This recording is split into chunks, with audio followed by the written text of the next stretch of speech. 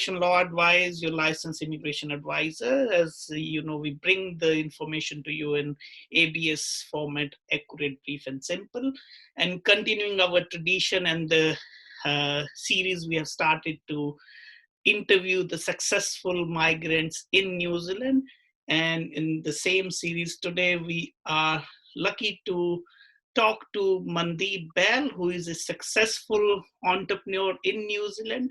Currently, he's running 3 businesses. He arrived in New Zealand several years ago, but I think it better me explaining that. Let's go to Mandeep and ask him his story and see if we can get some, I'm sure we'll get a lot of important information for all our viewers. Hi, Mandeep, how are you? I'm good, mate. Thank you. Thank you for calling me. No, thank you so much. First of all, thanks for your time. And we do understand you're a very busy person. It's difficult to run one business and you're running 3, isn't it? Am I correct? Or if you have started something in last 1 week or so, I don't know, just confirming. Well, there's always opportunities, if you're seeking one. But yes, you can call me crazy. That's the game I play. I love doing businesses, so I'll try to keep adding on if I can. And when I give up, I give up. So am I right in saying 3, or the number has changed recently? Number is in our minority is 3 years. Cool. No, thank you so much. But Mandeep, we just would like to, how we go about is just like we would like to start with to get to know your story about your journey. If you would like to share whatever you would like to share about your journey coming to New Zealand, please. Sure. It all started in around 2006. I finished my law in the early year 2006 in January. So I had my exam, which I did, and March was done. And in contemplation of what to do next, law was obvious choice because that was my field that I was doing. But I wanted to explore. So I wasn't ready to start to put a black and white suit on and go to the courts and, just to do the monotony. But so that's where the idea of perhaps going to New Zealand came in, and decided let's explore a new world. So came in as a student and studied for a year in Hamilton, Wintec, level 7 in business. Different line of obviously field rather than what I was doing. But it was more of an exploration rather than anything else. But I love the country and love the way things were done, the honesty of people, the clarity of things that you may have over here than possibly in other countries. And ever since I'm here. Superb. The one thing which everyone would be keen to know, and you're so successful now, but when you arrived as a student, what was your first job? How did you start it? The employment part of it. And I came prepared. I came prepared. I knew for a fact that you will have to do whatever. And my other thing was because I was going on a journey of exploration, so I didn't want to get any more money from my parents than what they already paid for my education, as they do, as good Indian parents, they always help. So I was keen to get into any job. So it's a funny story. I started, first job I got was in a farm, picking up, trimming kiwi fruit stems. Picking, yes. Yeah, exactly. And I gave up in one day because your hands were supposed to be like this, trimming like a 12-hour shift. So, and that's it. I haven't worked hard in my life before that. So one day job, and then in the evening I said, nah, thanks, man. I'm not going to be doing this anymore. Next job I got was dish cleaning. So next week I went to do dishes and got fired in the evening because I wasn't fast enough. So that was the early starts. But then I got a job as a waiter in an Indian restaurant, which was my first real job, I would say, because I stayed there for at least a few months. And I was just a part-timer, casual worker. So they used to call me whenever they needed me. They used to go in the evening, clean everything, dishes, to the floors, to serve people. And one thing led to the other. Then I started working in a gas station for a few months, and then ended up gaining some experience. So that's what one key thing is: finding your first job. That's the hardest thing. And my advice to anybody coming to New Zealand is not to weigh up your job options. Just get whatever you can, because if you are employed, the employer for other jobs you want to go to, they'll look at as you a hard worker, or you're genuine. So you're willing to do whatever it takes to get to a job, and that's how it starts. And there's no looking back. That's great. Uh, Mandeep, but how about your, how all this started with regards to your entrepreneur journey? Like, how did you start with your first business? How that came about? Just if you want to share some story about that, would be really great. Well, my career in retail started this. So my business is, to give you an idea, so I've got two retail shops and one car workshop.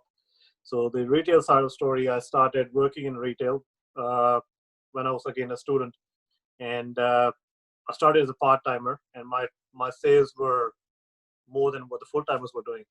So my employers were pretty happy with me, and I always used to stay back.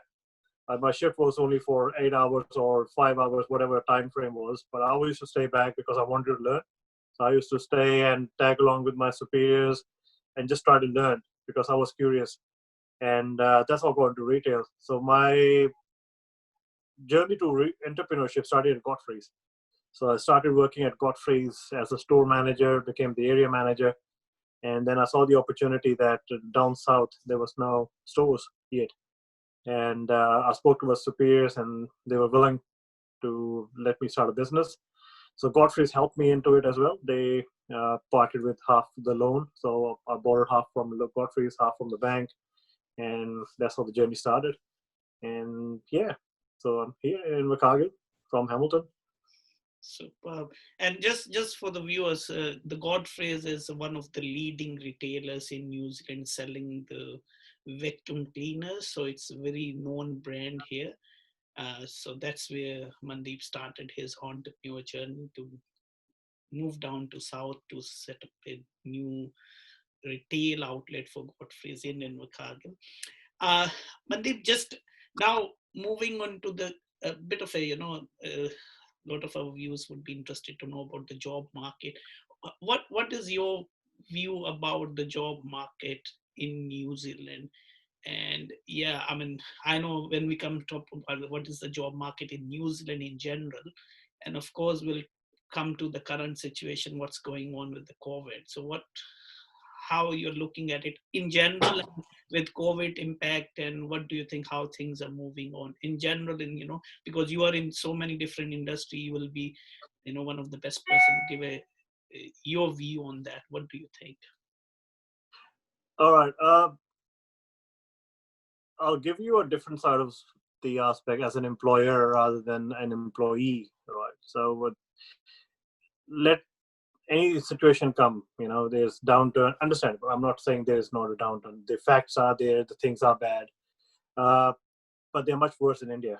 Even in the better times, like especially for Indian immigrants, if you compare the competition that you have in India, we have no competition here. If you're a hard worker, you always have a job. The only thing is you'll have to be more willing to work harder than what you probably were. But I don't see any reason why a capable person should not be able to find a job. There are always jobs. You just have to look at the right place. So, and you should be willing to find something or anything to work. And then when the time's fine, then you can go back to your field. But you should be willing. So I don't believe there is no jobs out there. There are definitely jobs out there, but you need to be willing to look for them, and you need to be willing to work hard for it. I can give you one example. This is back in when I was working at Harvey Norman. So Harvey Norman is another retail store, a massive retail store. They are all over the world pretty much now. And I was working in the bedding department, and there was this middle-aged Indian fella who came with his wife as an immigrant from India, from Ambala. And his wife was a student, but he was just a partner on a full visa. And he used to come in and see the proprietor in computer, the manager at the computer department on every weekend, Saturday and Sunday. He used to come every week just to say, "Give me an opportunity, give me an opportunity." And he said, "Give me 3 days to work. You don't have to pay me. And if I prove myself, give me a job." And he got a job. And he was the top salesperson 5 years in a row, and he's a manager now. He has his own store. So again, I said, if you are willing and if you are capable, there's no shortage of jobs. You just have to, Absolutely. beat somebody else to get to it. But that's what it is. Survival of the fittest. Yeah, absolutely. I mean, of course, that being a positive person, that what shows in your personality and also what you have done with your business. But however, just it's not being talking from an it's great to be positive, but at the same time from a realistic point of view, with because many people who are offshore, they want to know about, of course, COVID-19 is impacting all around the world. With New Zealand, we are doing really good to contain it. So what is your view from that? Like, if there is any downfall, if is, and how do you think how long it's gonna take for get get the things to get a bit better?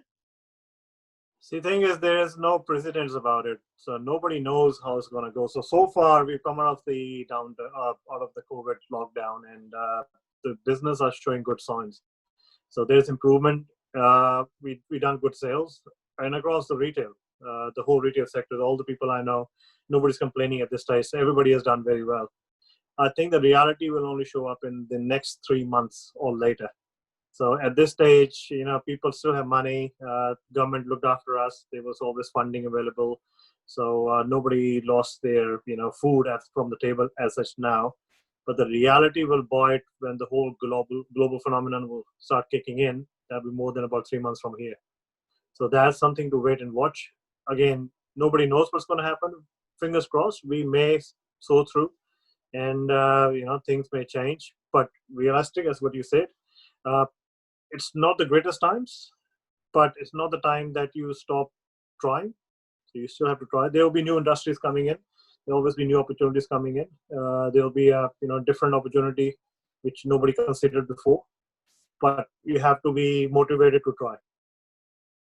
But of course, like, with regards to it, it is a global pandemic, of course, and it's Yes, with the yes. things going on, and not it's important for everyone, but with the New Zealand, how things are moving on, and of course, we need to wait for the vaccination. But from a business perspective, probably from New Zealand, how things are going on, do you see as a purely from a business part of it, of course, because business is related with the economy and with the people and with the their living, so do you see the things are getting positive as compared to what when we started in late March, a couple of months ago when it was. There's definitely positive outlook. Like people were sick and tired of staying home, so they wanted to come out. So we see a lot of people every day, and the general consensus is that people wanted to come out, and they are more willing to support the locals now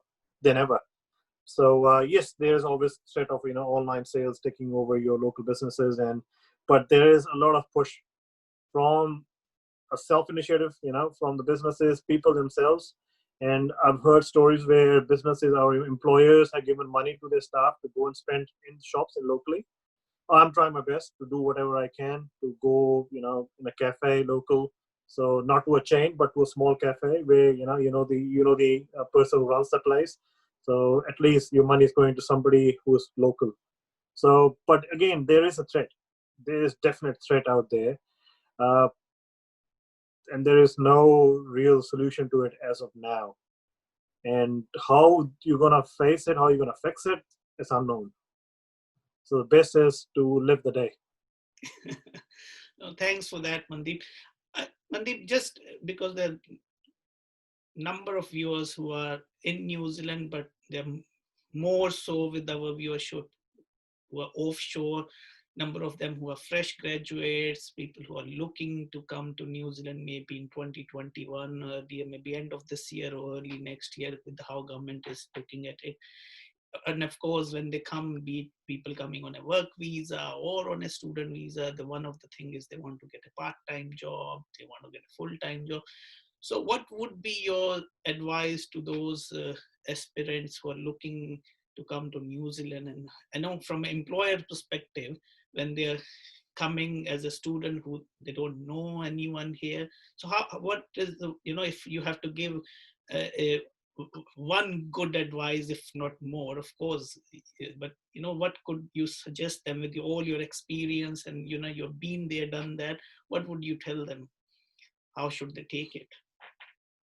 Well, I think if you were willing to come to New Zealand, this is the best time, because as soon as the doors open, that means there will be a good chance either there is a cure or the pandemic has been in control. So hence why you will come, the country will allow people to come in.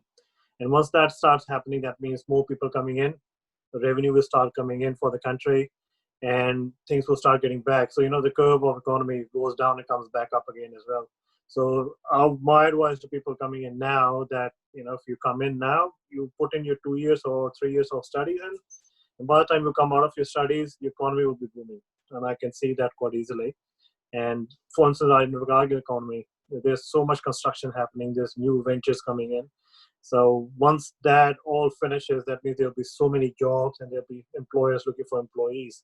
So I see a very brighter future for, especially for people coming in 2021, hopefully, and from there onwards. So perfect timing, perfect opportunity. And one advice: come with a clear mind.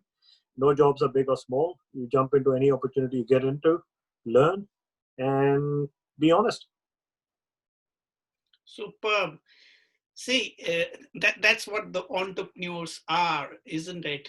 The positive, always proactive, ready to do anything, ready to take chances, ready to take risk. If you go and look at the definition of an entrepreneur, you'll find all these answers. And I think all of them are there, with Mandeep, and that's the reason he's so successful. Well, thank you so much, Mandeep, for your time, and it was a pleasure talking to you and getting really good information. It would be really helpful for people who are in New Zealand, who are planning to come to New Zealand. Thank you so much for your time once again. Thank you. Thank you, Energy.